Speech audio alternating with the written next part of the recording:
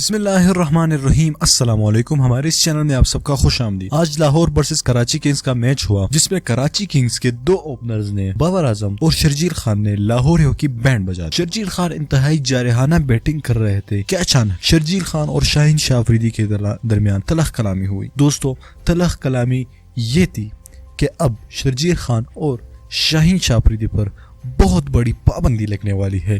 یہ کافی افسردہ نیوز ہے کراچی کنگز کے لیے بھی، پورے پاکستان کے لیے، اور اسپیشلی لاہور قلندرز کے لیے، کہ ان کا اسپیشل بولر اور کراچی کنگز کا مین اوپنر جو کہ آج اگریسو فارم میں آیا، اپنے پرانے فارم میں آیا، اور آنے کے بعد ہی شرجیل خان پر بہت بڑی پابندی لگنے والی ہے۔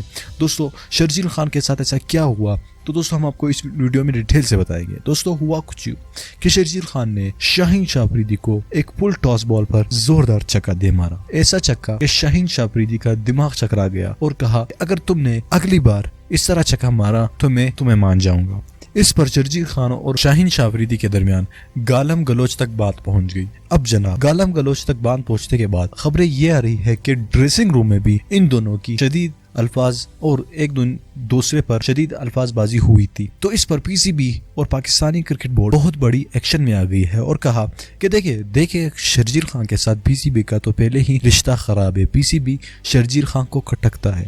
دوستو، شرجیل خان کو پی سی بی پسند نہیں کرتا، اس وجہ سے ان کو اسپاٹ فکسنگ میں جان بوجھ کر دھکیلا گیا تھا۔ اب شرجیل خان پر وہ ایک صرف بہانہ چاہتی ہے کہ شرجیل خان پر کسی نہ کسی طرح شرجیل خان پر بین لگ جائے، وہ پی ایس ایل نہ کھیلے، پرفارم نہ کرے، تاکہ آئندہ پاکستانی کرکٹ ٹیم میں نہ آ سکے۔ لیکن شرجیل خان پر اس پابندی کے خلاف ساری قوم ایک آواز ہے۔ شرجیل خان بے قصور ہے، ان کا کوئی اس میں قصور نہیں تھا، لہٰذا اگر پابندی لگنی بھی چاہیے تو شاہین شاہ آفریدی پر لگنی چاہیے۔